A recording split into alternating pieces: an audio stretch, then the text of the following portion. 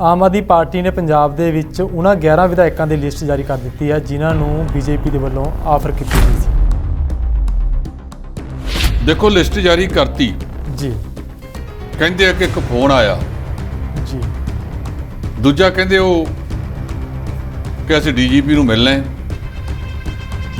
इहदी पड़ताल हो।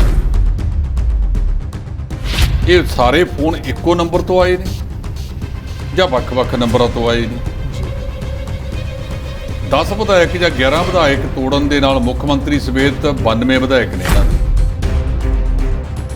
सारे जे 11 ਦੇ 11 भी निकल जान ਤਾਂ ਵੀ ਇਹਨਾਂ ਕੋਲੇ 80 ਤੋਂ ਵੱਧ ਰਹਿ ਜਾਂਦੇ ਨੇ। ਇਹਨਾਂ ਦੀ ਸਰਕਾਰ ਅਸਥਿਰ ਉਦੋਂ ਹੋਵੇਗੀ ਜਦੋਂ ਗਿਣਤੀ 59 ਤੋਂ ਘੱਟ ਗਈ।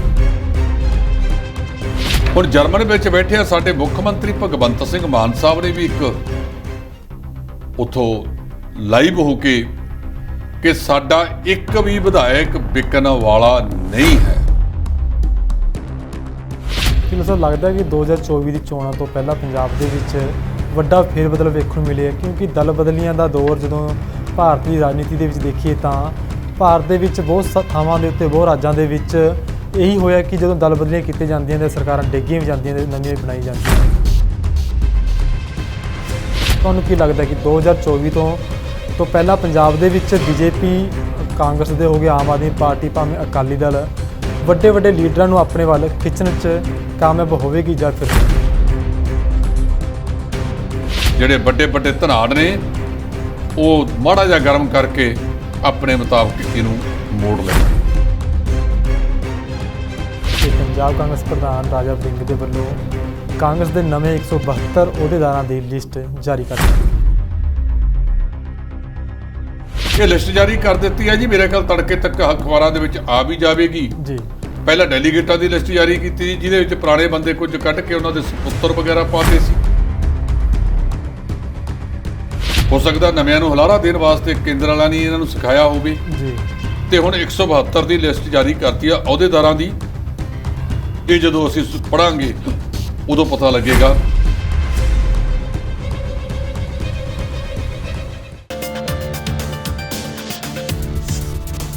ਸਤਿ ਸ਼੍ਰੀ ਅਕਾਲ ਜੀ, ਤੁਸੀਂ ਵੇਖ ਰਹੇ ਹੋ D5 ਚੈਨਲ ਪੰਜਾਬੀ ਤੇ ਮੈਂ ਹਾਂ ਮਨਦੀਪ ਸਿੰਘ ਬੱਲੋਪਰ ਲੈ ਕੇ ਹਾਜ਼ਰ ਹਾਂ ਪ੍ਰੋਗਰਾਮ ਇੱਕ ਮੇਰੀ ਵੀ ਸੁਣੋ।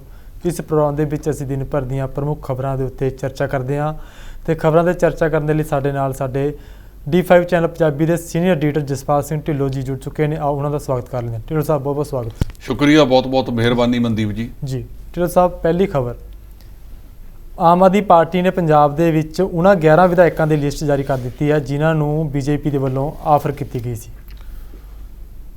ਦੇਖੋ ਲਿਸਟ ਜਾਰੀ ਕਰਤੀ ਜੀ। ਕਹਿੰਦੇ ਆ ਕਿ ਇੱਕ ਫੋਨ ਆਇਆ ਜੀ। ਦੂਜਾ ਕਹਿੰਦੇ ਉਹ ਕਿ ਅਸੀਂ DGP ਨੂੰ ਮਿਲਣਾ ਹੈ, ਇਹਦੀ ਪੜਤਾਲ ਹੋਵੇ। ਇਹ ਸਾਰੇ ਫੋਨ ਇੱਕੋ ਨੰਬਰ ਤੋਂ ਆਏ ਨੇ ਜਾਂ ਵੱਖ-ਵੱਖ ਨੰਬਰਾਂ ਤੋਂ ਆਏ ਨੇ? ਜੀ। 10 ਵਿਧਾਇਕ ਜਾਂ 11 ਵਿਧਾਇਕ ਤੋੜਨ ਦੇ ਨਾਲ ਮੁੱਖ ਮੰਤਰੀ ਸਮੇਤ 92 ਵਿਧਾਇਕ ਨੇ ਇਹਨਾਂ ਦੇ ਸਾਰੇ। ਜੇ 11 ਦੇ 11 ਵੀ ਨਿਕਲ ਜਾਣ ਤਾਂ ਵੀ ਇਹਨਾਂ ਕੋਲੇ 80 ਤੋਂ ਵੱਧ ਰਹਿ ਜਾਂਦੇ ਨੇ। ਇਹਨਾਂ ਦੀ ਸਰਕਾਰ ਅਸਥਿਰ ਉਦੋਂ ਹੋਵੇਗੀ ਜਦੋਂ ਗਿਣਤੀ 59 ਤੋਂ ਘਟ ਗਈ। ਜੀ। 58 ਦੇ ਉੱਤੇ ਪਹੁੰਚ ਗਏ, ਫਿਰ ਇਹ ਘੱਟ ਗਿਣਤੀ ਵਿੱਚ ਆ ਜਾਣਗੇ, ਸਰਕਾਰ ਟੁੱਟ ਸਕਦੀ ਹੈ। ਇਸ ਮਾਮਲੇ ਦੇ ਵਿੱਚ ਵੱਖੋ ਵੱਖਰੇ ਹਰਪਾਲ ਸਿੰਘ ਚੀਮਾ ਸਾਹਿਬ ਕੱਲ ਦੇ ਪ੍ਰੈਸ ਕਾਨਫਰੰਸਾਂ ਕਰ ਰਹੇ ਨੇ। ਉਹਦੇ ਤਹਿਤ ਉਹਨਾਂ ਨੇ ਬਹੁਤ ਵੱਡੇ ਵੱਡੇ ਦਾਅਵੇ ਕੀਤੇ ਨੇ।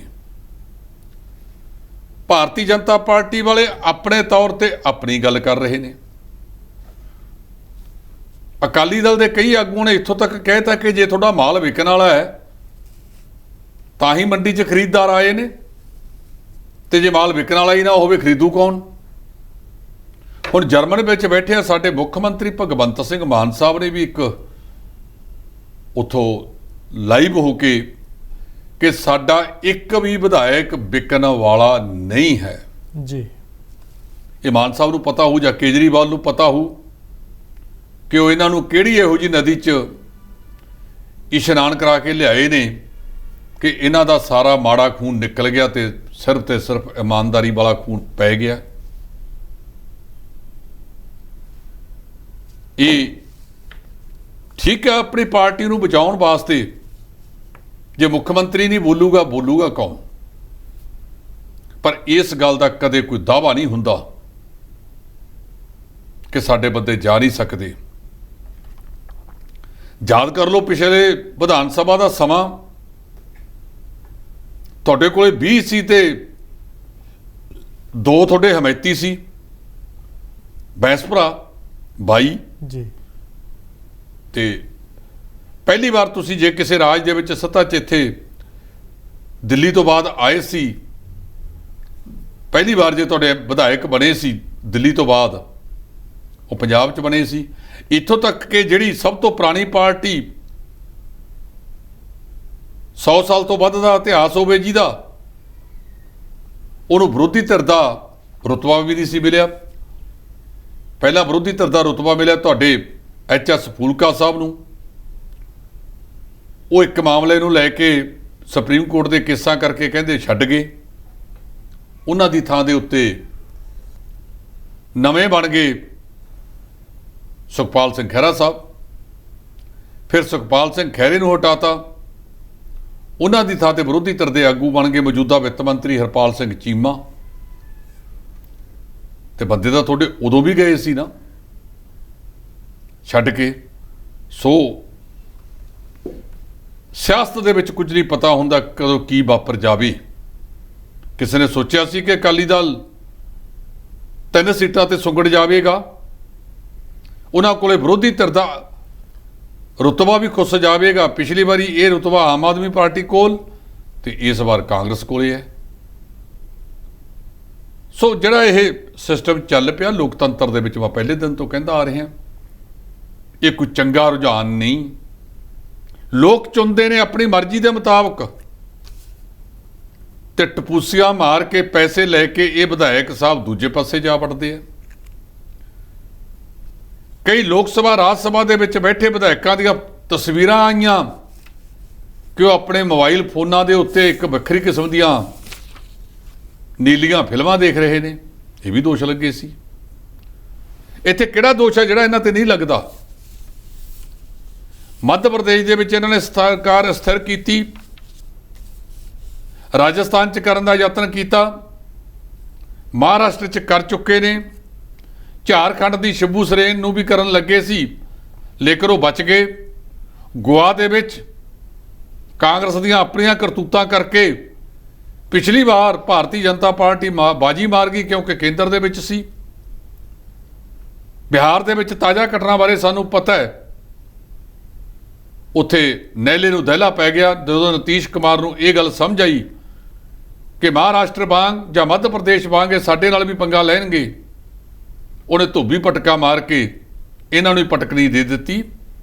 ਸੋ ਇਹ ਦਾਅਵੇ ਕਰਨੇ, ਪਤਾ ਨਹੀਂ ਅਗਲੇ ਦਿਨਾਂ ਦੇ ਵਿੱਚ ਕੀ ਹੋਵੇਗਾ। ਅਸੀਂ ਜ਼ਰੂਰ ਕਹਿੰਦੇ ਹਾਂ ਕਿ ਤੁਹਾਡਾ ਦਾਅਵਾ ਸੱਚ ਰਹੇ, ਤੁਹਾਡੇ ਵਿਧਾਇਕ ਨਾ ਟੁੱਟਣ, ਪਰ ਇੱਥੇ ਹੁਣ ਤੱਕ ਦਾ ਤਜਰਬਾ ਇਹ ਰਿਹਾ ਕਿ ਵਿਕਣ ਵਾਲੇ ਵਿਕ ਜਾਂਦੇ ਨੇ। ਖਰੀਦਦਾਰ ਚਾਹੀਦਾ ਹੈ। ਅਜਿਹਾ ਤਾਂ ਇੱਕ ਵਾਰ ਅਮਿਤਾਭ ਬੱਚਨ ਨੇ ਕਿਹਾ ਸੀ ਕਿ ਜੀ ਚਾਹਤਾ ਹੈ तो ਤਾਜ ਮਹਿਲ ਖਰੀਦ ਲੂੰ, ਲੇਕਿਨ ਸਾਲਾ ਕੋਈ ਵੇਚਣੇ ਵਾਲਾ ਹੀ ਨਹੀਂ। ਅਮਿਤਾਭ ਬੱਚਨ ਜੀ ਕਿਸੇ ਵੇਲੇ ਤੁਹਾਡੀ ਇੱਕ ਕਥਨੀ ਵੀ ਇਹਨਾਂ ਨੇ ਉਲਟ ਕਰਾ ਦੇਣੀ ਹੈ। ਇਹ ਸਾਡੇ ਜਿਹੜੇ ਪੁਰਾਣੇ ਇਤਿਹਾਸਕ ਸੰਸਥਾਵਾਂ ਨੇ ਜਿਵੇਂ ਇੱਕ ਇੱਕ ਕਰਕੇ ਇਹ ਜਲੂਸ ਕੱਢ ਰਹੇ ਹੈ ਤੇ ਉਦੋਂ ਕੋਈ ਦਾਅਵਾ ਨਹੀਂ ਕਰੇਗਾ। ਅੱਜ ਦੇ ਜ਼ਮਾਨੇ ਦੇ ਵਿੱਚ ਬਹੁਤ ਘੱਟ ਲੋਕ ਹੈ ਜਿਹੜੇ ਮਹਾਰਾਜਾ ਹਰੀ ਚੰਦਰ ਦੇ ਵਾਂਗ ਚੱਲਦੇ ਹੋਣ। ਮੰਦਭਾਗੀ ਗੱਲ ਹੈ, ਮਾੜੀ ਗੱਲ ਹੈ। ਮੈਂ ਸਮਝਦਾ ਕਿ ਇਹਨਾਂ ਨੂੰ ਲੋਕਤੰਤਰ ਦੇ ਵਿੱਚ ਜਿਹੜਾ ਖਰੀਦੋ ਫਰੋਖਤ ਹੈ ਉਹ ਵੀ ਇੱਕ ਕਿਸਮ ਦਾ ਬਹੁਤ ਵੱਡਾ ਭ੍ਰਿਸ਼ਟਾਚਾਰ ਹੈ। ਜੇ ਪੈਸੇ ਲੈ, ਅਸੀਂ ਕਹਿੰਦੇ ਕਿ ਫਲਾਣੇ ਨੂੰ ਆ 5000 ਰਿਸ਼ਵਤ ਦੇਤੀ, ਜੇ 5000 ਰਿਸ਼ਵਤ ਉੱਥੇ ਲਿਖਿਆ ਹੁੰਦਾ ਰਿਸ਼ਵਤ ਦੇਣਾ ਤੇ ਰਿਸ਼ਵਤ ਲੈਣਾ ਦੋਨੋਂ ਪਾਪ ਨੇ। ਤੇ ਫਿਰ ਜੇ 25-25 ਕਰੋੜ ਰੁਪਈਆ ਕਿਸੇ ਨੂੰ ਲੈਣ ਵਾਸਤੇ ਖਰਚ ਦਿੱਤਾ ਜਾਵੇ, ਇਹ ਰਿਸ਼ਵਤ ਕਿਉਂ ਨਹੀਂ ਹੁੰਦੀ? ਇਹਦਾ ਜਵਾਬ ਇਹਨਾਂ ਨੂੰ ਦੇਣਾ ਚਾਹੀਦਾ ਹੈ। ਦੇਸ਼ ਨੂੰ ਵਿਕਸਿਤ ਦੇਸ਼ਾਂ ਦੇ ਮੁਕਾਬਲੇ ਖੜਾ ਕਰਨ ਦੀ ਥਾਂ ਤੇ ਅਸੀਂ ਬਹੁਤ ਹੋਰਲੇ ਪਾਸੇ ਵੱਲ ਨੂੰ ਤੋਰਤਾ ਕਿ ਜਿਹੜੀਆਂ ਸਾਡੀਆਂ ਪੁਰਾਣੀਆਂ ਸਮੱਸਿਆਵਾਂ ਸੀ, ਕੋਵਿਡ ਦੇ ਵੇਲੇ ਜੋ ਕੁਝ ਵਾਪਰਿਆ, ਅਸੀਂ ਉਹਨਾਂ ਨੂੰ ਅੱਗੇ ਕੀਤਾ। ਕਦੇ ਸੋਚਿਆ ਕਿ 20 ਕਰੋੜ ਦੇ ਲਗਭਗ ਲੋਕ ਨੀਲੇ ਅਸਮਾਨ ਥੱਲੇ ਸੌਂ ਜਾਂਦੇ ਨੇ, ਬਹੁਤ ਗਿਣਤੀ ਪੇਟ 'ਚ ਖਾਣਾ ਨਹੀਂ ਪੈਂਦਾ, ਤੇ ਅਸੀਂ ਗੱਲਾਂ ਕਿਹੜੀਆਂ ਕਰਨ ਲੱਗੇ ਹਾਂ? ਅਸੀਂ ਅੱਗੇ ਵੱਲ ਨੂੰ ਜਾਣਾ ਹੈ ਜਾਂ ਸਿਰਫ ਬੰਗਲਾਦੇਸ਼ ਫਲਾਨਾ ਢਿਮਕਾ ਉਹਨਾਂ ਨਾਲ ਹੀ ਮੁਕਾਬਲਾ ਕਰਦੇ ਰਹਿਣਾ? ਇਹ ਆਪਣੇ ਆਪ ਦੇ ਵਿੱਚ ਅਹਿਮ ਹੈ। ਇਹਦੇ ਤੋਂ ਦੇਸ਼ ਦੇ ਉੱਤੇ ਰਾਜ ਦੇ ਹੁਕਮਰਾਨਾਂ ਨੂੰ ਕੋਈ ਮਾੜਾ ਮੋਟਾ ਸ਼ਰਮ ਕਰ ਲੈਣੀ ਚਾਹੀਦੀ ਹੈ। ਜੇ ਦੇਸ਼ ਵਿੱਚ ਰਾਜ ਕਰਕੇ ਤੁਹਾਡਾ ਢਿੱਡ ਨਹੀਂ ਭਰਿਆ, ਰਾਜ ਦੀਆਂ ਸਰਕਾਰਾਂ ਨੂੰ ਅਸਥਿਰ ਕਰਕੇ ਤੁਸੀਂ ਕਿਉਂ? ਇਹਦੇ ਵਿੱਚ ਘੱਟ ਕੋਈ ਨਹੀਂ, ਨਾ ਪਿਛਲਿਆਂ ਨੇ ਘੱਟ ਗੁਜ਼ਾਰੀ ਤੇ ਨਾ ਨਵੇਂ ਗੁਜ਼ਾਰ ਰਹੇ ਨੇ। ਜੀ ਢਿੱਲੋਂ ਸਾਹਿਬ, ਲੱਗਦਾ ਕਿ 2024 ਦੀ ਚੋਣਾਂ ਤੋਂ ਪਹਿਲਾਂ ਪੰਜਾਬ ਦੇ ਵਿੱਚ ਵੱਡਾ ਫੇਰਬਦਲ ਵੇਖਣ ਨੂੰ ਮਿਲਿਆ, ਕਿਉਂਕਿ ਦਲ ਬਦਲੀਆਂ ਦਾ ਦੌਰ ਜਦੋਂ ਭਾਰਤ ਦੀ ਰਾਜਨੀਤੀ ਦੇ ਵਿੱਚ ਦੇਖੀਏ ਤਾਂ ਭਾਰਤ ਦੇ ਵਿੱਚ ਬਹੁਤ ਥਾਵਾਂ ਦੇ ਉੱਤੇ, ਬਹੁਤ ਰਾਜਾਂ ਦੇ ਵਿੱਚ ਇਹੀ ਹੋਇਆ ਕਿ ਜਦੋਂ ਦਲ ਬਦਲੀਆਂ ਕੀਤੀਆਂ ਜਾਂਦੀਆਂ ਨੇ, ਸਰਕਾਰਾਂ ਡਿੱਗੀਆਂ ਵੀ ਜਾਂਦੀਆਂ ਨੇ, ਨਵੀਆਂ ਵੀ ਬਣਾਈ ਜਾਂਦੀਆਂ ਨੇ। ਤੁਹਾਨੂੰ ਕੀ ਲੱਗਦਾ ਕਿ 2024 ਤੋਂ ਪਹਿਲਾਂ ਪੰਜਾਬ ਦੇ ਵਿੱਚ ਬੀਜੇਪੀ, ਕਾਂਗਰਸ ਦੇ ਹੋ ਗਏ, ਆਮ ਆਦਮੀ ਪਾਰਟੀ, ਭਾਵੇਂ ਅਕਾਲੀ ਦਲ, ਵੱਡੇ ਵੱਡੇ ਲੀਡਰਾਂ ਨੂੰ ਆਪਣੇ ਵੱਲ ਖਿੱਚਣ 'ਚ ਕਾਮਯਾਬ ਹੋਵੇਗੀ ਜਾਂ ਫਿਰ ਨਹੀਂ? ਦੇਖੋ, ਇਹ ਮੈਂ ਪਹਿਲਾਂ ਕਹਿ ਕੇ ਹਟਿਆ ਵੀ ਇੱਥੇ ਦੀਨਮਾਨਤਾ ਕੋਈ ਹੈ ਨਹੀਂ ਜੀ। ਕੱਲਾ ਪੈਸਾ ਭ੍ਰਿਸ਼ਟਾਚਾਰ ਨਹੀਂ ਜੀ, ਜਿਹੜਾ ਭ੍ਰਿਸ਼ਟਾਚਾਰ ਰੱਜ ਕੇ ਇਹਨਾਂ ਲੋਕਾਂ ਨੇ ਕੀਤਾ ਹੈ। ਜਿਹੜੀ ਦੇਸ਼ ਵਿੱਚ ਰਾਜ ਕਰਦੀ ਪਾਰਟੀ ਆ, ਉਹਦੇ ਕੋਲੇ 5-6 ਤੋਤੇ ਨੇ। ਇਹ ਬੀਜੇਪੀ ਕਹਿੰਦੇ ਹੁੰਦੀ ਸੀ CBI ਡਾਕਟਰ ਮਨਮੋਹਨ ਸਿੰਘ ਦਾ ਤੋਤਾ ਹੈ।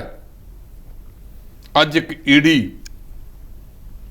NIA, ਇਨਕਮ ਟੈਕਸ, CBI, ਇਹ ਸਾਰਾ ਕੁਝ ਉਹਨਾਂ ਦੇ ਤੋਤੇ ਹੈ ਕਿ ਨਹੀਂ ਹੈ? ਉਹਨਾਂ ਵਾਂਗ ਨੱਚੀ ਜਾਂਦੇ ਨੇ। ਜੇ ਸਿਆਸਤਦਾਨ ਇਮਾਨਦਾਰ ਹੋ ਜਾਣ, ਇਹ ਜਿਹੜੇ ਏਜੰਸੀਆਂ ਸੀ, ਕਿਸੇ ਵੇਲੇ ਇਹਨਾਂ ਨੂੰ ਨਿਰਪੱਖਤਾ ਵਾਲੀਆਂ ਏਜੰਸੀਆਂ ਸਮਝਿਆ ਜਾਂਦਾ ਸੀ ਜੀ, ਕਿ ਜੇ CBI ਕੋਲੇ ਜਾਂਚ ਚਲੀ ਗਈ, ਦੁੱਧ ਦਾ ਦੁੱਧ, ਪਾਣੀ ਦਾ ਪਾਣੀ ਹੋ ਜਾਵੇਗਾ। ਹੌਲੀ ਹੌਲੀ ਇਹਨਾਂ ਸੰਸਥਾਵਾਂ ਦੇ ਉੱਤੇ ਵੀ ਸਿਆਸੀ ਅਸਰ ਪੈਣੇ ਸ਼ੁਰੂ ਹੋ ਗਏ ਤੇ ਸੱਚ ਕਿਹਾ ਕਿਸੇ ਨੇ, ਹਿੰਦੁਸਤਾਨ ਦਾ ਕਾਨੂੰਨ ਇੱਕ ਮੋਮਬੱਤੀ ਵਰਗਾ ਹੈ। ਇਹ ਮੇਰੇ ਤੇਰੇ ਵਰਗਿਆਂ ਨੂੰ ਤਾਂ ਬਹੁਤ ਸਖਤ ਨਜ਼ਰ ਆਉਂਦਾ ਹੈ ਜੀ, ਤੇ ਜਿਹੜੇ ਵੱਡੇ ਲੋਕ ਨੇ, ਸਿਆਸਤਦਾਨ ਨੇ, ਜਿਹੜੇ ਵੱਡੇ ਵੱਡੇ ਧਨਾੜ ਨੇ, ਉਹ ਮਾੜਾ ਜਿਹਾ ਗਰਮ ਕਰਕੇ ਆਪਣੇ ਮੁਤਾਬਕ ਇਹਨੂੰ ਮੋੜ ਲੈਂਦੇ ਨੇ। ਜੀ, ਕਾਨੂੰਨ ਤਾਂ ਸਾਰੇ ਹੈ। ਜਿਹੜਾ ਅਸੀਂ ਪਰਸੋਂ ਮਾਲਪੁਰ ਦੇ ਕੋਲੋਂ ਟਰੱਕ ਵਾਲਾ ਦੇਖਿਆ ਵੀ ਘੱਟੋ ਘੱਟ ਉਹਨੇ 70-75 ਦੀ ਸਪੀਡ ਦੇ ਉੱਤੇ ਕਿਵੇਂ ਇੱਕਦਮ ਸੱਜੇ ਪਾਸੇ ਨੂੰ ਮੋੜ ਲਿਆ ਜੀ, ਤੇ ਮੂਹਰੋਂ ਆਉਂਦਾ ਉਹਨੂੰ ਕਾਰਾਂ ਵਾਲੇ ਦਿਸੇ ਨਾ, ਇੱਕ ਘਰ ਦੇ 3 ਜੀ ਰਗੜ ਤੇ ਦੂਜੇ ਜ਼ਖਮੀ ਹੋ ਗਏ। ਤੇ ਜੇ ਦੂਜਾ ਰਾਜਾਂ ਵਾਂਗ ਕਾਨੂੰਨ ਹੁੰਦਾ ਤਾਂ ਇਸ ਮੇਰੇ ਮਹਾਨ ਭਾਰਤ ਦੀਆਂ ਸੜਕਾਂ ਤੇ 1.5 ਲੱਖ ਤੋਂ ਵੱਧ ਬੰਦਾ ਸਾਲ 'ਚ ਨਾ ਮਰਦਾ। ਕਾਸ਼ ਜੇ ਜਰਮਨ ਵਾਲਾ, ਜਾਪਾਨ ਵਾਲਾ, ਜਿੱਥੇ ਸੜਕ ਹਾਦਸਿਆਂ ਦੇ ਵਿੱਚ ਮਸਾਂ 3000 ਲੋਕ, ਅਸੀਂ ਤਾਂ ਇਹ ਕਹਿੰਦੇ ਹਾਂ ਕਿ ਇਹ 0 ਹੋਵੇ, 3 ਵੀ ਨਾ ਹੋਣ ਜੀ, ਤੇ ਇੱਥੇ ਕਿਹੜੀ ਸਜ਼ਾ ਦਿੰਦੇ ਆ? ਔਰ ਇਹਦੇ ਪਿੱਛੇ ਬਹੁਤ ਵੱਡੇ ਵੱਡੇ ਕਾਰਨ ਨੇ ਕਿ ਜਿਹਨੂੰ ਅਸੀਂ ਐਡਾ ਵੱਡਾ ਟਰੱਕ ਕਢਾ ਦਿੰਦੇ ਆ, ਉਹਨੇ ਕਿਤੋਂ ਜਾਂਚ ਸਿੱਖੀ ਵੀ ਹੈ ਟਰੱਕ ਚਲਾਉਣ ਦੀ ਕਿ ਨਹੀਂ ਸਿੱਖੀ? ਕੱਲ ਦੇ ਜਵਾਕ 5-5 ਵਹਾ ਕੇ ਮੋਟਰਸਾਈਕਲਾਂ ਤੇ ਤੁਰੇ ਫਿਰਦੇ ਆ ਜੀ, ਕਾਰਾਂ ਬੇਨਿਯਮੀਆਂ, ਇਹਨਾਂ ਦਾ ਆਪਸੀ ਤਾਲਮੇਲ ਹੀ ਨਹੀਂ। ਕਿਲੋਮੀਟਰ ਦੂਜੇ ਪਾਸੇ ਦੀ ਘੁੰਮ ਕੇ ਨਹੀਂ ਜਾਂਦੇ, ਉਥੋਂ ਪੁੱਠਾ ਰਸਤਾ ਫੜ ਲੈਣਗੇ। ਤੇ ਜਦੋਂ ਇਹ ਨੈਸ਼ਨਲ ਹਾਈਵੇ ਬਣਾਏ ਸੀ ਜੀ, ਜਿੱਥੇ ਸਾਡਾ ਦਿਹਾਤੀ ਪਿੰਡ ਆਏ, ਉਸ ਪਿੰਡ ਤੋਂ ਮੰਨ ਲਓ ਜਿਹੜਾ ਤੁਸੀਂ ਕੱਟ ਦਿੱਤਾ ਉਹ ਕਿਲੋਮੀਟਰ ਤੇ ਹੈ, ਤੇ ਫਿਰ ਉਸ ਪਿੰਡ ਤੋਂ ਹੇਠਾਂ ਦੀ ਜ਼ਮੀਨ ਦੋਜ ਪੁਲ ਬਣਾ ਦਿਓ, ਘੱਟੋ ਘੱਟ ਹਲਕਾ ਤੇ ਦਰਮਿਆਨਾ ਵਾਹਣ ਉੱਥੋਂ ਦੀ ਨਿਕਲ ਕੇ ਦੂਜੇ ਪਾਸੇ ਜਾ ਕੇ ਕੱਟ ਤੇ ਚੜ ਜਾਣ। ਜੀ, ਜਾਂ ਉੱਚੇ ਪੁਲ ਬਣਾਏ ਜਾਂਦੇ। ਲੁੱਟਣਾ ਤਾਂ ਤੁਸੀਂ ਸਾਨੂੰ ਆਏ, ਜਿੱਥੇ ਤੁਹਾਡਾ ਠੇਕਾ ਟੋਲ ਟੈਕਸ ਦਾ 5 ਸਾਲ ਦਾ ਹੈ, ਉੱਥੇ 1 ਸਾਲ ਹੋਰ ਵੱਧ ਜਾਂਦਾ। ਜੀ, ਘੱਟੋ ਘੱਟ ਹਾਦਸੇ ਨਾ ਵਾਪਰਦੇ। ਬਿਲਕੁਲ ਜੀ, ਬਿਲਕੁਲ। ਸੋ ਗਡਕਰੀ ਸਾਹਿਬ ਬਹੁਤ ਕੁਝ ਕਹਿੰਦੇ ਆ, ਪਰ ਗਡਕਰੀ ਸਾਹਿਬ ਇੱਕ ਦਿਨ ਜ਼ਮੀਨੀ ਪੱਧਰ ਤੇ ਆਓ, ਹਵਾਈ ਜਹਾਜ਼ 'ਚ ਚੜ੍ਹ ਕੇ ਰਾਹ ਆਓ, ਇਹਨਾਂ ਸੜਕਾਂ ਦੇ ਉੱਤੇ ਜਾ ਕੇ ਦੇਖਿਓ ਕੀ ਇਹਨਾਂ ਦੇ ਡਿਜ਼ਾਈਨ ਸਹੀ ਨੇ, ਤੇ ਜੇ ਡਿਜ਼ਾਈਨ ਸਹੀ ਨੇ, ਇਹਨਾਂ ਨੇ ਬਾਕਮਾਲ ਕੰਮ ਕਰਤਾ। ਪਰ 26 ਜਨਵਰੀ ਨੂੰ ਇਹਨਾਂ ਇੰਜੀਨੀਅਰਾਂ ਨੂੰ ਸਨਮਾਨ ਕਰ ਦਿਓ ਰਾਸ਼ਟਰਪਤੀ ਸਾਹਿਬ ਤੋਂ ਬੁਲਾ ਕੇ ਉੱਥੇ। ਇੱਥੇ ਹਰ ਬੰਦਾ ਆਪੋ ਧਾਪੀ ਵਿੱਚ ਲੱਗਿਆ ਹੋਇਆ, ਮੈਨੂੰ ਕੀ ਜੀ। ਜਦੋਂ ਤੱਕ ਅਸੀਂ ਇਹਨਾਂ ਚੀਜ਼ਾਂ ਦੇ ਵਿੱਚ ਨਹੀਂ ਜਾਂਦੇ, ਉਦੋਂ ਤੱਕ ਇੱਕ ਇਸੇ ਤਰ੍ਹਾਂ ਚੀਜ਼ਾਂ ਵਾਪਰਦੀਆਂ ਰਹਿਣਗੀਆਂ। ਸਾਨੂੰ ਦਰੁਸਤ ਕਰਨ ਦੀ ਜ਼ਰੂਰਤ ਹੈ ਜੀ। ਤੇ ਪੰਜਾਬ ਕਾਂਗਰਸ ਪ੍ਰਧਾਨ ਰਾਜਾ ਵੜਿੰਗ ਦੇ ਵੱਲੋਂ ਕਾਂਗਰਸ ਦੇ ਨਵੇਂ 172 ਅਹੁਦੇਦਾਰਾਂ ਦੀ ਲਿਸਟ ਜਾਰੀ ਕਰ ਦਿੱਤੀ ਗਈ ਹੈ। ਇਹ ਲਿਸਟ ਜਾਰੀ ਕਰ ਦਿੱਤੀ ਹੈ ਜੀ, ਮੇਰੇ ਖਿਆਲ ਤੜਕੇ ਤੱਕ ਅਖਬਾਰਾਂ ਦੇ ਵਿੱਚ ਆ ਵੀ ਜਾਵੇਗੀ ਜੀ। ਪਹਿਲਾਂ ਡੈਲੀਗੇਟਾਂ ਦੀ ਲਿਸਟ ਜਾਰੀ ਕੀਤੀ ਸੀ, ਜਿਹਦੇ ਵਿੱਚ ਪੁਰਾਣੇ ਬੰਦੇ ਕੁਝ ਕੱਢ ਕੇ ਉਹਨਾਂ ਦੇ ਸੁਪੁੱਤਰ ਵਗੈਰਾ ਪਾਤੇ ਸੀ। ਹੋ ਸਕਦਾ ਨਵਿਆਂ ਨੂੰ ਹੁਲਾਰਾ ਦੇਣ ਵਾਸਤੇ ਕੇਂਦਰ ਵਾਲਿਆਂ ਨੇ ਇਹਨਾਂ ਨੂੰ ਸਿਖਾਇਆ ਹੋਵੇ ਜੀ। ਤੇ ਹੁਣ 172 ਦੀ ਲਿਸਟ ਜਾਰੀ ਕਰਤੀ ਆ ਅਹੁਦੇਦਾਰਾਂ ਦੀ। ਇਹ ਜਦੋਂ ਅਸੀਂ ਪੜਾਂਗੇ ਉਦੋਂ ਪਤਾ ਲੱਗੇਗਾ ਕਿ ਇਹਦੇ ਵਿੱਚ ਪੁਰਾਣਿਆਂ ਨੂੰ ਕਿੰਨਾ, 50 ਸਾਲ ਤੋਂ ਵੱਧ ਵਾਲਿਆਂ ਨੂੰ ਕਿੰਨਾ, ਤੇ ਨੌਜਵਾਨਾਂ ਨੂੰ ਕਿੰਨੀ ਕੁ ਪ੍ਰਤੀਨਿਧਤਾ ਦਿੱਤੀ ਗਈ ਹੈ ਜੀ। ਤੇ ਢਿੱਲੋਂ ਸਾਹਿਬ, ਪੰਜਾਬ ਦੇ ਅਪਰਾਧੀਆਂ ਤੇ ਐਨਆਈ ਤੋਂ ਬਾਅਦ ਹੁਣ ਮਨੀ ਲਾਂਡਰਿੰਗ ਦਾ ਸਕੰਜਾ ਵੀ ਕਸ਼ਣ ਵਾਲਾ ਹੈ, ਕਿਉਂਕਿ ਕਿਹਾ ਜਾ ਰਿਹਾ ਕਿ ਉਹਨਾਂ ਦੀ ਜ਼ਮੀਨਾਂ ਤੇ ਜਾਇਦਾਦਾਂ ਨੂੰ ਜ਼ਬਤ ਕੀਤਾ ਜਾਏਗਾ। ਇਹ ਸਰਕਾਰਾਂ ਦੇ ਨਾਕਾਮ ਹੋਣ ਤੋਂ ਬਾਅਦ ਇੱਕ ਪ੍ਰਮੁੱਖਤਾ ਦੇ ਨਾਲ ਅੱਜ ਖਬਰ ਛਪੀ ਹੈ ਕਿ ਇਨ ਲੋਕਾਂ ਨੇ ਫਰੌਤੀਆਂ ਲੈ ਕੇ, ਲੋਕਾਂ ਦੀਆਂ ਜੇਬਾਂ ਕੱਟ ਕੇ ਜੀ, ਲੋਕਾਂ ਨੂੰ ਡਰਾ ਧਮਕਾ ਕੇ ਜਿਹੜੀਆਂ ਜਾਇਦਾਦਾਂ ਇਕੱਠੀਆਂ ਕੀਤੀਆਂ ਨੇ, ਉਹਨੂੰ ਮਨੀ ਲਾਂਡਰਿੰਗ 'ਚ ਲਿਆ ਜਾਊਗਾ ਔਰ ਇਹਨਾਂ ਜਾਇਦਾਦਾਂ ਨੂੰ ਜ਼ਬਤ ਕੀਤਾ ਜਾਊਗਾ। ਔਰ ਇਹਨਾਂ ਦੇ ਦਸਤਾਵੇਜ਼ ਮੰਗ ਲਏ ਨੇ ਈਡੀ ਦੀ। ਇਹਦੇ ਵਿੱਚ ਈਡੀ ਤੇ ਐਨਆਈ ਨੇ ਆਪਣਾ ਤਾਲਮੇਲ ਵਧਾਉਣਾ ਸ਼ੁਰੂ ਕਰਤਾ। ਜਿਹੜਾ ਇਨਫੋਰਸਮੈਂਟ ਡਾਇਰੈਕਟੋਰੇਟ ਹੈ ਉਹ ਆਪਸ ਵਿੱਚ ਦੀ ਤੇ ਐਨਆਈਏ ਦੋਨੋਂ ਲੱਗੇ ਨੇ। ਅਗਲੇ ਸਮੇਂ ਦੇ ਵਿੱਚ ਇਹਨਾਂ ਦੀਆਂ ਬਣਾਈਆਂ ਹੋਈਆਂ ਜਾਇਦਾਦਾਂ ਆਪਣੀਆਂ ਹੋਣ, ਬੇਨਾਮੀ ਹੋਣ, ਫਿਰ ਹੋ ਸਕਦਾ ਅਗਲੇ ਸਮੇਂ ਦੇ ਵਿੱਚ ਉਹਦੇ ਵਿੱਚ ਇਹ ਆਮਦਨ ਕਰ ਵਿਭਾਗ ਨੂੰ ਵੀ ਸ਼ਾਮਲ ਕਰ ਲੈਣ, ਤਾਂ ਕਿ ਇਹ ਇੱਕ ਚੰਗਾ ਕਦਮ ਹੈ। ਜੇ ਇਹ ਜਾਇਦਾਦਾਂ ਜ਼ਬਤ ਹੋ ਗਈਆਂ ਤਾਂ ਅਗਲੇ ਦਿਨਾਂ ਦੇ ਵਿੱਚ ਇਹਨਾਂ ਨੂੰ ਸਮਝ ਆਵੇਗੀ ਕਿ ਇਸ ਤਰ੍ਹਾਂ ਦਾ ਲੁੱਟਿਆ ਹੋਇਆ ਮਾਲ ਕਿਸ ਨਾ ਕਿਸੇ ਦਿਨ ਸਰਕਾਰੀ ਜਾਇਦਾਦ ਬਣ ਜਾਵੇਗਾ। ਸ਼ਾਇਦ ਇਹਨੂੰ ਮੋੜਾ ਪਾ ਜਾਵੇ। ਪੁਰਾਣੀ ਗੱਲ ਯਾਦ ਕਰੋ ਮਨਦੀਪ ਜੀ, ਜਦੋਂ ਸਿਕੰਦਰ ਮਹਾਨ ਜਿਹੜਾ ਪੂਰੀ ਦੁਨੀਆ ਨੂੰ ਫਤਿਹ ਕਰਨ ਵਾਸਤੇ ਤੁਰਿਆ ਸੀ, ਉਹ ਆਖਰੀ ਸਮੇਂ ਦੇ ਪਲਾਂ 'ਚ ਗੁਜ਼ਰ ਰਿਹਾ ਸੀ। ਉਹਨੇ ਆਪਣੇ ਪ੍ਰਬੰਧਕਾਂ ਨੂੰ, ਘਰ ਵਾਲਿਆਂ ਨੂੰ ਇਹ ਗੱਲ ਆਖੀ ਵੀ ਜਿੱਦਣ ਮੇਰਾ ਜਨਾਜ਼ਾ ਨਿਕਲੇ ਮੇਰੇ ਦੋਨੇ ਹੱਥ ਬਾਹਰ ਕੱਢ ਦਿਓ। ਕਹਿੰਦੇ ਆ ਕਿ ਕਈ ਉਹਦੇ ਖਜ਼ਾਨੇ ਦੀਆਂ ਚਾਬੀਆਂ ਕਈ ਉੱਠਾਂ ਤੇ ਲੱਦੀਆਂ ਜਾਂਦੀਆਂ ਸੀ ਜੀ। ਤੇ ਤਾਂ ਜੋ ਲੋਕਾਂ ਨੂੰ ਇਹ ਪਤਾ ਲੱਗ ਜਾਵੇ ਕਿ ਅੱਜ ਸਿਕੰਦਰ ਮਹਾਨ ਵੀ ਖਾਲੀ ਹੱਥ ਚੱਲਿਆ ਤੇ ਗੁਰਬਾਣੀ ਦੀ ਉਹ ਤੁਕ ਪੂਰੀ ਹੋਈ, ਨਾਂਗੇ ਆਏ ਜੀ, ਨਾਂਗੇ ਜਾਣਾ। ਜੀ। ਅਸੀਂ ਮਾਇਆ ਦੀ ਜਾਲ ਦੇ ਵਿੱਚ ਉਲਝੇ ਪਏ ਹਾਂ। ਸੋ ਗੁਰੂ ਸਾਹਿਬ ਨੇ ਬਹੁਤ ਸਾਰੇ ਥਾਵਾਂ ਦੇ ਉੱਤੇ ਸਮਝਾਇਆ ਕਿ ਇਹ ਮਾਇਆ ਮਮਤਾ ਮੋਹਣੀ, ਜਿਹਨੇ ਸਭ ਜਗ ਖਾਇਆ। ਜੀ। ਸੋ ਉਹ ਤੁਕ ਜਿਹੜੀ ਹੈ ਗੁਰਬਾਣੀ ਦੀ, ਮੈਨੂੰ ਪੂਰੀ ਤੌਰ ਤੇ ਯਾਦ ਨਹੀਂ, ਵਿਸਰ ਗਈ, ਪਹਿਲਾਂ ਯਾਦ ਸੀਗੀ ਜੀ, ਜੀ। ਲੇਕਿਨ ਸ਼ੁਰੂ ਇੱਥੋਂ ਹੀ ਹੁੰਦੀ ਹੈ ਕਿ ਇਹ ਮਾਇਆ ਮਮਤਾ ਮੋਹਣੀ, ਇਹਨੇ ਸਾਰਾ ਜੱਗ ਜਿਹੜਾ ਉਹ ਖਾ ਲਿਆ ਜੀ। ਸੋ ਇਸ ਕਰਕੇ ਸਾਰਾ ਦਿਨ ਲੋਕ ਇਸੇ ਗੱਲ 'ਚ ਲੱਗੇ ਪਏ ਨੇ ਤੇ ਕਦੇ ਉਹ ਗੱਲ ਭੁੱਲ ਜਾਂਦੇ ਆ ਜਦੋਂ ਕਿਹਾ ਨਾ, ਯਤਨ ਬਹੁਤ ਸੁੱਖ ਕੇ ਕੀਏ ਦੁੱਖ ਕੋ ਕੀਓ ਨਾ ਕੋਈ। ਜੀ। ਨੌਵੇਂ ਮੱਲੇ ਦੇ ਸ਼ਲੋਕਾਂ ਦੇ ਵਿੱਚ ਮਹਾਰਾਜ ਪ੍ਰਵਾਨ ਕਰਦੇ ਆ। ਔਰ ਕਈ ਗੀਤ ਵੀ ਅਸੀਂ ਸੁਣਦੇ ਆ ਜਿੱਥੇ ਕਿਹਾ ਗਿਆ, ਸਾਡੇ ਤਿੰਨ ਹੱਥ ਧਰਤੀ ਤੇਰੀ ਬਹੁਤੀਆਂ ਜੰਗੀਰਾਂ ਵਾਲਿਆ। ਉਹੀ ਦੋ ਪ੍ਰਸ਼ਾਦੇ ਮਿਲਨੇ ਆ, ਕੋਈ ਅਚਾਰ ਨਾਲ ਖਾ ਲੈਂਦਾ, ਕੋਈ ਦਾਲ ਨਾਲ ਖਾ ਲੈਂਦਾ, ਕਈ ਵਿਚਾਰੇ ਰੁੱਖੇ ਵੀ ਖਾ ਲੈਂਦੇ ਆ, ਕਈਆਂ ਨੂੰ ਮਿਲਦਾ ਵੀ ਨਹੀਂ, ਤੇ ਕਈ ਵੱਡੇ ਚਾਂਦੀ ਸੋਨੇ ਦੇ ਭਾਂਡਿਆਂ ਦੇ ਵਿੱਚ ਰੱਖ ਕੇ ਹੋ ਸਕਦਾ ਉਹ ਕੁਛ ਨਾ ਅਲੱਗ ਕਿਸਮ ਦੇ ਕੋਈ ਮੇਵੇ ਬਣਾ ਕੇ ਛਕ ਲੈਂਦਾ ਹੋਵੇ।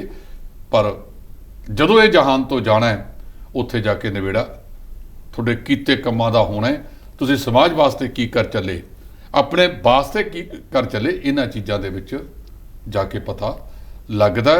ਤੁਹਾਡੇ ਜਾਣ ਤੋਂ ਬਾਅਦ ਉਸ ਵਿਅਕਤੀ ਦਾ ਪਤਾ ਲੱਗਦਾ ਕਿ ਉਹਦਾ ਰੁਤਬਾ ਕੀ ਸੀ। ਜੀ ਦਿਨ ਦਿਹਾੜੇ ਤਾਂ ਜਿਉਂਦਾ ਬੰਦਾ ਆਪਣੀ ਮੇਰੀ ਕਰਦਾ ਰਹਿੰਦਾ ਹੈ। ਜੀ। ਤੇ ਕਿਸਾਨਾਂ ਦੀ ਫਸਲ ਦੇ ਉੱਤੇ ਚੀਨੀ ਵਾਇਰਸ ਦੇ ਵੱਲੋਂ ਵੀ ਕਹਿਰ ਜਾਰੀ ਹੈ। ਤਕਰੀਬਨ 35,000 ਰਕਬਾ ਤਬਾਹ ਹੋ ਗਿਆ ਜੀ, ਖਰਾਬ ਹੋ ਗਿਆ ਆਪਣਾ ਝੋਨੇ ਵਾਲੀ ਫਸਲ। ਇਹ ਤੁਸੀਂ ਬਿਲਕੁਲ ਠੀਕ ਕੀਤਾ। ਚੀਨੀ ਵਾਇਰਸ ਦੇ ਨਾਲ 35,000 ਏਕੜ ਰਕਬਾ ਪ੍ਰਭਾਵਿਤ ਹੋਇਆ ਹੈ। ਇਹਦਾ ਕਾਫੀ ਪ੍ਰਭਾਵ ਰੋਪੜ ਜ਼ਿਲ੍ਹੇ ਵਿੱਚ ਵੀ ਪਿਆ। ਉੱਥੋਂ ਵੀ ਮੈਨੂੰ ਕੁਝ ਕਿਸਾਨਾਂ ਨੇ ਜਾਣਕਾਰੀ ਦਿੰਦਿਆਂ ਦੱਸਿਆ ਕਿ ਸਾਡਾ ਕਿਸੇ ਕੋਲੇ 4 ਕਿੱਲੇ, ਕਿਸੇ ਕੋਲੇ 6 ਕਿੱਲੇ।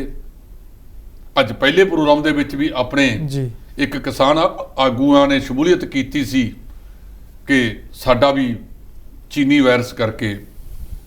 ਮੇਰਾ ਖਿਆਲ ਹੈ ਕਿ ਮੁੱਖ ਮੰਤਰੀ ਸਾਹਿਬ ਤਾਂ ਅਜੇ ਬਾਹਰ ਗਏ ਹੋਏ ਨੇ। ਖੇਤੀਬਾੜੀ ਮੰਤਰੀ ਸਾਹਿਬ ਨੂੰ ਜਾਂ ਵਿੱਤ ਮੰਤਰੀ ਸਾਹਿਬ ਨੂੰ ਤੁਰੰਤ ਇਹਦੀ ਗਦਾਵਰੀ ਦਾ ਹੁਕਮ ਦੇਣਾ ਚਾਹੀਦਾ ਤੇ ਹੇਠਲੇ ਪੱਧਰ ਤੇ ਡਿਪਟੀ ਕਮਿਸ਼ਨਰਾਂ ਤੋਂ ਇਹਦੀਆਂ ਰਿਪੋਰਟਾਂ ਲੈ ਲੈਣੀਆਂ ਚਾਹੀਦੀਆਂ।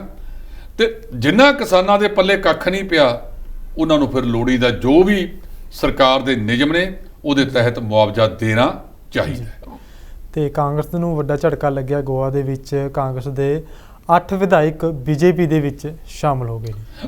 ਵੈਸੇ ਵੀ ਮਨਦੀਪ ਉੱਥੇ ਵਿਹਲੇ ਹੀ ਬੈਠੇ ਸੀ ਜੀ ਜੀ, ਕਿਉਂਕਿ 2 ਵਾਰਾਂ ਤੋਂ ਲਗਾਤਾਰ ਰਾਜ ਭਾਰਤੀ ਜਨਤਾ ਪਾਰਟੀ ਕਰ ਰਹੀ ਹੈ।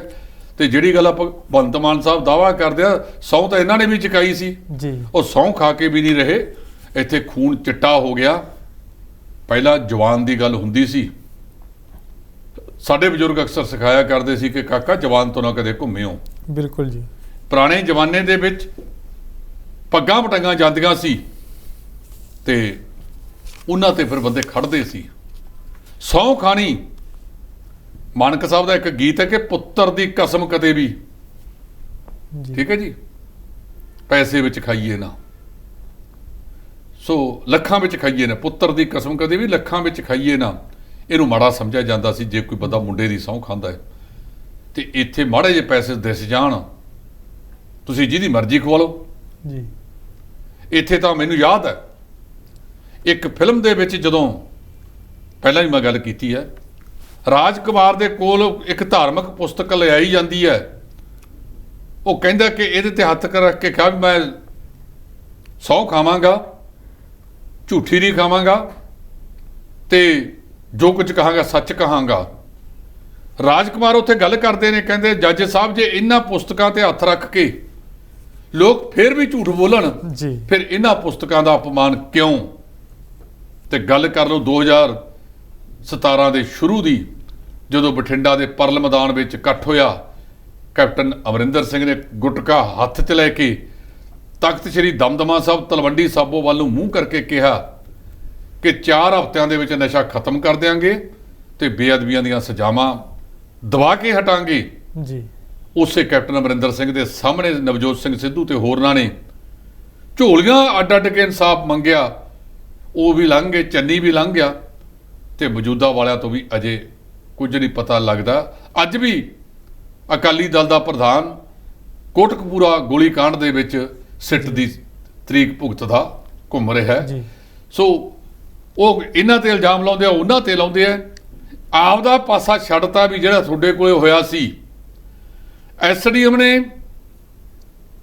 ਉੱਥੇ ਹੁਕਮ ਦਿੱਤਾ ਜਾਂ ਸੁਖਬੀਰ ਸਿੰਘ ਜਾਂ ਕਿਸੇ ਨੇ ਵੀ ਦਿੱਤਾ। ਜਿਹੜੀ ਗੱਲ ਮਲੇਰਕੋਟਲੇ ਦੇ ਸ਼੍ਰੋਮਣੀ ਗੁਰਦੁਆਰਾ ਪ੍ਰਬੰਧਕ ਕਮੇਟੀ ਦੇ ਮੈਂਬਰਾਂ ਨੇ ਝੁੰਦਾ ਸਾਹਿਬ ਨੂੰ ਕਹੀ ਜੀ ਕਿ ਗੁਰੂ ਗ੍ਰੰਥ ਸਾਹਿਬ ਦੀ ਹਾਜ਼ਰੀ 'ਚ ਆ ਕੇ ਆਖ ਦਿਓ ਕਿ ਤੁਸੀਂ ਕਿਹੜੀ ਗੱਲ ਕਹੀ ਸੀ। ਤੁਸੀਂ ਉਦੋਂ ਕਿਹਾ ਕਿ ਚੋਰ ਬਾਜ਼ਾਰ ਕੜੇ ਕੱਟਤੇ।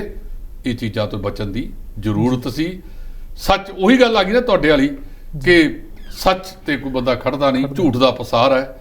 ਸੋ ਉਹ ਉਹਦੇ ਤੇ ਪਾ ਦਿੰਦਾ ਹੈ। ਸੁਖਬੀਰ ਸਿੰਘ ਉਦੋਂ ਬਹੁਤ ਸਾਰੇ ਅਖਬਾਰਾਂ ਦੇ ਵਿੱਚ ਛਪਿਆ ਕਿ ਐਸਡੀਐਮ ਤੋਂ ਦਸਤਖਤ ਅਗਲੇ ਦਿਨ ਕਰਾਏ ਗਏ ਸੀ ਜੀ। ਇਹ ਬਹੁਤ ਸਾਰੇ ਜਿਹੜੇ ਕੋਟਕਪੂਰੇ ਦੇ ਬਾਜੇਖਾਨੇ ਦੇ ਫਰੀਦਕੋਟ ਦੇ ਪੱਤਰਕਾਰ ਹੈ, ਉਹਨਾਂ ਨੂੰ ਪਤਾ ਹੈ। ਉਹਨਾਂ ਕੋਲ 15 ਜਾਂ 16 ਅਕਤੂਬਰ ਦਾ ਅਖਬਾਰ ਸਾਰੇ ਅੱਜ ਕੱਢ ਕੇ ਦੇਖੇ ਜਾ ਸਕਦੇ ਆ, ਜਿਹਦੇ ਵਿੱਚ ਇਹ ਖਬਰ ਛਪੀ ਸੀ ਕਿ ਐਸਡੀਐਮ ਤੋਂ ਅਗਲੇ ਦਿਨ ਦਸਤਖਤ ਕਰਾਏ ਸੀ। ਇਹ ਥੋੜੇ ਦਿਨ ਪਹਿਲਾਂ ਇੱਕ ਚੈਨਲ ਦੇ ਉੱਤੇ ਬਹੁਤ ਸਾਰੇ ਪੱਤਰਕਾਰਾਂ ਨੇ ਪੁਸ਼ਟੀ ਵੀ ਕੀਤੀ ਹੈ। ਜੀ ਜੀ। ਤੇ ਪੰਜਾਬ ਸਰਕਾਰ ਦੇ ਵੱਲੋਂ ਨੈਸ਼ਨਲ ਪੱਧਰ ਦੇ ਉੱਤੇ ਖਿਡਾਰੀਆਂ ਨੂੰ ਵਜ਼ੀਫੇ ਦੇਣ ਦਾ ਵੀ ਐਲਾਨ ਕਰ ਦਿੱਤਾ ਗਿਆ। ਇਹ ਖੇਡ ਮੰਤਰੀ ਸਾਹਿਬ ਨੇ ਕਿਹਾ ਕਿ ਜਿਹੜਾ ਕੌਮੀ ਪੱਧਰ ਤੇ ਇਨਾਮ ਜਿੱਤ ਕੇ ਆਵੇਗਾ ਸੀਨੀਅਰ ਦੇ ਵਿੱਚ ਜੀ ਉਹਨੂੰ 8000 ਤੇ ਜਿਹੜਾ ਜੂਨੀਅਰ 'ਚ ਜਿੱਤ ਕੇ ਆਵੇਗਾ ਉਹਨੂੰ 6000 ਰੁਪਇਆ ਪ੍ਰਤੀ ਮਹੀਨਾ ਵਜ਼ੀਫਾ ਦੇਵਾਂਗੇ। ਸਕੀਮ ਚੰਗੀ ਹੈ ਜੀ, ਇਹਦੇ ਨਾਲ ਲੋਕਾਂ 'ਚ ਆਕਰਸ਼ਿਤ ਨਾ ਆਊਗੀ। ਜੇ ਸੀਨੀਅਰ ਨੂੰ 8000 ਮਿਲ ਜਾਂਦਾ ਖਿਡਾਰੀ ਨੂੰ, ਉਹ ਆਪਣੀ ਪੜ੍ਹਾਈ ਵੀ ਲਾ ਲਏਗਾ, ਘੱਟੋ ਘੱਟ ਘਰੋਂ ਪੈਸਾ ਨਹੀਂ ਲਏਗਾ, ਕੁਝ ਖੁਰਾਕ ਤੇ ਵੀ ਖਰਚ ਲਏਗਾ। ਕੁਝ ਨਾ ਕੁਝ ਕਰਨ ਦਾ ਯਤਨ ਕੀਤਾ ਖੇਡ ਮੰਤਰੀ ਸਾਹਿਬ ਨੇ। ਇਹਨੂੰ ਅਮਲੀ ਜਾਮਾ ਜਲਦੀ ਪਹਿਨਾ ਦਿਓ ਤੇ ਇਹਦੇ ਵਿੱਚ ਜਿਹੜੀ ਹੇਰਾਫੇਰੀ ਨਾ ਹੋਵੇ, ਸਿੱਧੀ ਉਹਨਾਂ ਦੇ ਖਾਤਿਆਂ ਦੇ ਵਿੱਚ ਜਾਵੇ। ਇਸ ਤਰ੍ਹਾਂ ਦਾ ਪ੍ਰਬੰਧ ਜ਼ਰੂਰ ਕਰ ਦਿੱਤਾ ਜਾਵੇ ਜੀ। ਤੇ ਢਿੱਲੋਂ ਸਾਹਿਬ, ਆਕਸੀਜਨ ਦੀ ਦਿੱਕਤ ਕਾਰਨ ਹੋਈ ਮੌਤਾਂ ਤੇ ਆਡਿਟ ਕੀਤੇ ਜਾਣ ਦੀ ਵੀ ਸਿਫਾਰਿਸ਼ ਕੀਤੀ ਗਈ। ਜਿਸ ਵੇਲੇ ਇੱਥੇ ਕੋਵਿਡ 2019 ਸਾਡੇ 'ਚ 20 ਆਇਆ ਸੀ ਜੀ, ਮਾਰਚ ਦੇ ਵਿੱਚ, ਤੇ ਇਹ ਮਾਮਲੇ ਦੇ ਵਿੱਚ ਸੰਸਦੀ ਕਮੇਟੀ ਨੇ ਸੰਸਦ ਨੇ ਇੱਕ ਕਮੇਟੀ ਬਣਾਈ ਸੀ ਕਿ ਤੁਸੀਂ ਪੜਤਾਲ ਕਰੋ। ਉਹਨਾਂ ਨੇ ਪੜਤਾਲ ਤੋਂ ਬਾਅਦ ਆਪਣੀ ਰਾਜ ਸਭਾ ਦੇ ਸਕੱਤਰ ਨੂੰ ਰਿਪੋਰਟ ਦਿੱਤੀ। ਸਿਹਤ ਵਿਭਾਗ ਕੇਂਦਰ ਦੇ ਵੱਲੋਂ ਜਿਹੜੀ 2020 ਚ ਹਲਫਨਾਮਾ ਦਿੱਤਾ ਗਿਆ ਸੀ, ਇਹ ਕਮੇਟੀ ਕਹਿੰਦੀ ਉਸ ਨੇ ਬਹੁਤ ਜ਼ਿਆਦਾ ਨਿਰਾਸ਼ਤਾ ਪੱਲੇ ਪਾਈ ਹੈ ਸਾਡੇ। ਇਹ ਜਿਹੜੀਆਂ ਸੰਸਦੀ ਕਮੇਟੀਆਂ ਬਣਨ, ਵਿਧਾਨ ਸਭਾ ਦੀਆਂ ਕਮੇਟੀਆਂ ਬਣਨ, ਇਹਨਾਂ ਦੇ ਵਿੱਚ ਕੋਈ ਇੱਕ ਪਾਰਟੀ ਦਾ ਬੰਦਾ ਨਹੀਂ ਹੁੰਦਾ ਜੀ ਕਿ ਇਕੱਲੇ ਬੀਜੇਪੀ ਵਾਲੇ ਨੇ ਸੈਂਟਰ ਦੇ, ਬਾਕੀ ਪਾਰਟੀਆਂ ਦੇ ਨੁਮਾਇੰਦੇ ਵੀ ਹੁੰਦੇ ਨੇ। ਉਹਨਾਂ ਨੇ ਕਿਹਾ ਕਿ ਆਕਸੀਜਨ ਵਾਲੇ ਮਾਮਲੇ ਦੇ ਵਿੱਚ ਬਹੁਤ ਸਾਰੇ ਘਾਟਾਂ ਮੂੰਤਾਈਆਂ ਨਜ਼ਰ ਆਈਆਂ ਤੇ ਜਿਹੜੀਆਂ ਉਹ ਮੌਤਾਂ ਹੋਈਆਂ ਉਹਦਾ ਸਹੀ ਤੱਥ ਸਾਡੇ ਸਾਹਮਣੇ ਨਹੀਂ ਆਇਆ ਜੀ। ਇਸ ਕਰਕੇ ਉਹਦੇ ਤੇ ਕਿਸੇ ਏਜੰਸੀ ਨੂੰ, ਭਾਵੇਂ CBI ਨੂੰ ਦਿਓ, ਕਿਸੇ ਹੋਰ ਨੂੰ ਦਿਓ, ਇੱਕ ਪੜਤਾਲ ਕਰਾਓ ਕਿ ਕਰੋਨਾ ਮਹਾਮਾਰੀ ਦੇ ਦੌਰਾਨ ਕਿੰਨੀਆਂ ਮੌਤਾਂ ਆਕਸੀਜਨ ਦੀ ਘਾਟ ਨਾਲ ਹੋਈਆਂ। ਰਾਜਾਂ ਦੇ ਵਿੱਚ ਵੀ ਆਕਸੀਜਨ ਉਵੇਂ ਨਹੀਂ ਗਈ। ਅਸੀਂ ਦੇਖਿਆ ਕਿ ਕਿਵੇਂ ਥਾਂ ਦੀ ਘਾਟ ਸੀ, ਵਾਰਡਾਂ ਦੀ ਘਾਟ ਸੀ, ਬੈੱਡਾਂ ਦਾ ਜਿਹੜਾ ਸਾਜੋ ਸਮਾਨ ਖਰੀਦਿਆ, ਜਿਹੜੇ ਵੈਂਟੀਲੇਟਰ ਖਰੀਦੇ ਗਏ, ਉਹਨਾਂ ਦੇ ਵਿੱਚ ਇੱਥੋਂ ਤੱਕ ਛੱਡ ਦਿਓ ਜਿਹੜੇ ਹੱਥ ਸਾਫ਼ ਕਰਨ ਵਾਸਤੇ ਉਹ ਸੈਨੀਟਾਈਜ਼ਰ ਖਰੀਦੇ ਗਏ, ਹੋਰ ਸਾਜੋ ਸਮਾਨ ਖਰੀਦਿਆ ਗਿਆ, ਉਹਦੇ ਰੇਟਾਂ ਵਿੱਚ ਵੀ ਜ਼ਮੀਨ ਅਸਮਾਨ ਦਾ ਫਰਕ ਹੈ। ਜੇ ਲੱਗੇ ਹੋ CBI ਤੋਂ ਕਰਾਉਣ, ਫਿਰ ਸਾਰੇ ਰਾਜਾਂ ਦੀ ਰਿਪੋਰਟ ਵੀ ਲੈ ਲਿਓ। ਜਿਹੜਾ ਸੈਨੀਟਾਈਜ਼ਰ ਇੱਕ ਧਿਰ ਨੇ 52 ਜਾਂ 53 ਰੁਪਏ 'ਚ ਖਰੀਦਿਆ, ਉਹੀ ਸੈਨੀਟਾਈਜ਼ਰ ਪੰਜਾਬ ਦੇ ਵਿੱਚ ਇੱਕ ਵਿਭਾਗ ਨੇ 157 ਰੁਪਏ 'ਚ ਖਰੀਦਿਆ ਜੀ। ਆ ਜਿਹੜੇ ਛੱਡ ਭੱਜੇ ਆ ਨਾ ਜੀ, ਉਹ ਇਹਨਾਂ ਸੈਨੀਟਾਈਜ਼ਰਾਂ ਦੀ ਰਿਪੋਰਟ ਤੋਂ ਭੱਜੇ ਨੇ ਜੀ ਕਿ ਇਹਦੇ ਵਿੱਚ ਊਣਤਾਈਆਂ ਹੋਈਆਂ ਵੀਆਂ ਨੇ। ਜੇ ਬੰਦੇ ਇਮਾਨਦਾਰੀ ਤੇ ਖੜਦੇ, ਕੋਈ ਸਮਾਂ ਹੁੰਦਾ ਸੀ, ਮੈਂ ਤੁਹਾਨੂੰ ਇੱਕ ਉਦਾਹਰਨ ਫੇਰ ਦੇਣਾ ਚਾਹੁੰਦਾ। ਅੱਜ ਗਿਆਨੀ ਕਰਤਾਰ ਸਿੰਘ ਮੰਤਰੀ ਹੁੰਦੇ ਸੀ ਜੀ, ਸਰਕਾਰ ਟੁੱਟ ਗਈ, ਉਹ ਚੰਡੀਗੜ੍ਹ ਦੀ ਕੋਠੀ ਦੇ ਵਿੱਚ ਬੈਠੇ ਸਨ। ਇੱਕ ਅਧਿਕਾਰੀ ਆਏ, ਕਹਿੰਦੇ ਗਿਆਨੀ ਜੀ ਸਰਕਾਰ ਟੁੱਟ ਗਈ, ਕੋਠੀ ਖਾਲੀ ਕਰਨੀ ਪਊਗੀ। ਉਹਨਾਂ ਨੇ ਬਾਹਰ 2 ਕਛਹਿਰੇ, 2 ਚੋਲੇ ਜੀ, ਤੌਲੀਏ, ਦਸਤਾਰਾਂ ਪਾਈਆਂ ਵੱਡੇ ਬੈਗ 'ਚ। ਲੈ ਵੀ ਕਾਕਾ, ਕਹਿੰਦੇ ਸਾਹਿਬ ਆਪਣੀ ਕੋਠੀ, ਆਪਣਾ ਤਾਂ ਇੰਨਾ ਕੀ ਹੈ। ਤੇ ਅੱਜ ਵਾਲਿਆਂ ਦਾ ਕਰਤੂਤ ਇਹ ਹੈ ਕਿ ਉਥੋਂ ਡਾਈਨਿੰਗ ਟੇਬਲ ਦੇ ਸਮਾਨ ਚੱਕ ਕੇ ਲੈ ਗਏ, ਫ੍ਰਿਜ ਲੈ ਗਏ, LCDਆਂ ਲੈ ਕੇ ਤੁਰ ਗਏ। ਇਹ ਦੋਨਾਂ ਦੇ ਆਪਸ ਵਿੱਚ ਦੀ ਆਚਰਨ ਦਾ ਫਰਕ ਹੈ। ਬਿਲਕੁਲ। ਉਹ ਲੋਕ ਹਮੇਸ਼ਾ ਪੁਰਾਣੇ ਜ਼ਮਾਨੇ ਦੇ ਵਿੱਚ ਕਹਿੰਦੇ ਵੀ ਭੰਬੱਕੜ ਖੜੇ ਸੀ ਜੀ। ਇੱਕ ਟਿੱਡੀ ਕਹਿੰਦੀ ਵੀ ਮੈਂ ਤੁਹਾਡੇ 'ਚ ਸ਼ਾਮਲ ਹੋਣਾ ਹੈ। ਉਹ ਕਹਿੰਦਾ ਫਲਾਣੇ ਘਰ ਜਾ ਦੇਖ ਕੇ ਆ ਵੀ ਦੀਵਾ ਚੱਲਦਾ ਕਿ ਨਹੀਂ ਚੱਲਦਾ। ਉਹ ਟਪੂਸੀਆਂ ਮਾਰਦੀ ਗਈ, ਕੁਝ ਚਿਰ ਬਾਅਦ ਵਾਪਸ ਆ ਗਈ। ਭਮੱਕੜਾਂ ਦੇ ਸਰਦਾਰ ਨੂੰ ਕਹਿੰਦੀ ਵੀ ਹਾਂ ਚੱਲਦਾ ਜੀ। ਉਹ ਕਹਿੰਦਾ ਟਿੱਡੀਏ ਤੂੰ ਸਾਡੇ 'ਚ ਨਹੀਂ ਆ ਸਕਦੀ, ਪਾਸੇ ਹੋ ਜਾ। ਜੇ ਸਾਡਾ ਕੋਈ ਬੰਦਾ ਜਾਂਦਾ, ਪਰਵਾਨਾ ਸ਼ਮਾ ਤੇ ਸੜ ਜਾਂਦਾ, ਜਿਉਂਦਾ ਨਹੀਂ ਆਉਂਦਾ ਜੀ। ਤੇ ਜਿਹੜੀ ਸਾਡੇ ਸ਼ਹੀਦਾਂ ਨੇ ਸਾਨੂੰ ਸਿਖਾਇਆ, ਜੇ ਉਹਨਾਂ ਦੀ ਸੋਚ ਤੇ ਅਸੀਂ ਪਹਿਰਾ ਦਿੱਤਾ ਹੁੰਦਾ ਤਾਂ ਮੇਰਾ ਖਿਆਲ ਹੈ ਕਿ ਲੋਕ ਇਹਨਾਂ ਮਾਇਆਧਾਰੀਆਂ ਦੇ ਪਿੱਛੇ ਨਾ ਭੱਜਦੇ ਇਹ ਮੁਲਕ ਸੋਨੇ ਦੀ ਚਿੜੀ ਸੀ ਤੇ ਉਵੇਂ ਜਿਵੇਂ ਰਹਿੰਦਾ। ਜੀ ਤੇ ਢਿੱਲ ਸਾਹਿਬ ਤੁਹਾਡਾ ਬਹੁਤ ਧੰਨਵਾਦ ਜੀ। ਜੀ ਸ਼ੁਕਰੀਆ ਜੀ। ਜੀ ਇਹ ਸਨ ਸਾਡੇ ਸੀਨੀਅਰ ਐਡੀਟਰ ਜਸਪਾਲ ਸਿੰਘ ਢਿੱਲੋਂ, ਜਿਨ੍ਹਾਂ ਨੇ ਬੇਬਾਕੀ ਤੇ ਨਿਰਪੱਖ ਦੇ ਨਾਲ ਅੱਜ ਦੀਆਂ ਕੁਝ ਖਬਰਾਂ ਦੇ ਉੱਤੇ ਵਿਚਾਰ ਚਰਚਾ ਕੀਤੀ। ਕੱਲ੍ਹ ਫਿਰ ਨਵੀਆਂ ਤੇ ਤਾਜ਼ੀਆਂ ਖਬਰਾਂ ਲੈ ਕੇ ਫਿਰ ਹਾਜ਼ਰ ਹੋਵਾਂਗੇ। ਧੰਨਵਾਦ।